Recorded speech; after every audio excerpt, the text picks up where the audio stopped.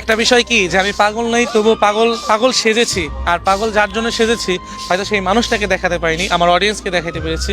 কারণ ভালোবাসার মানুষগুলো যখন ছেড়ে যায় তখন হয়তো দেখা যায় কি উপরে ভালো জামা কাপড় পরে থাকলেও না, মানে নিজে এক ধরনের ভিতরে ভিতরে পাগল থাকে, কোনো কিছু ভালো লাগে না, খাইতে ভালো লাগে না, ঘুমাইতে পারছি না, বা কিছু একটা করতে পারছি না।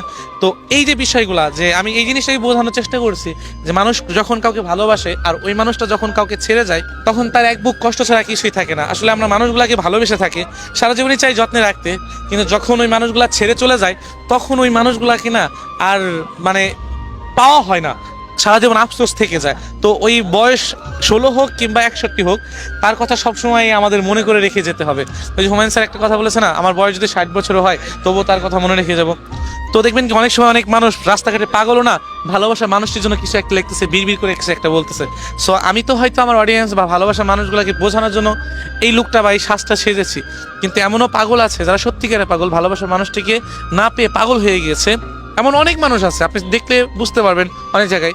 তো এই যে বিষয়গুলা, তারা সত্যিকারে পাগল, আমি পাগল না। আমি পাগল সেজেছি আমার প্রিয় মানুষটার জন্য বা মানুষটাকে বোঝানোর জন্য যে আমি তোমাকে কতটা ভালোবেসেছি, কিন্তু সে কিন্তু বোঝে নাই, ছেড়ে চলে গেছে। তো আমাদের মাঝে না ভালোবাসার মানুষগুলো যখন ছেড়ে যায় তখন আমাদেরকে এক ধরনের পাগলই বানিয়ে যায়। আমি তাদেরকে বুঝাইতে পারি না যে তাদেরকে কত ভালোবাসি, তার জন্য এই মনটা তাকে কতটা চাই।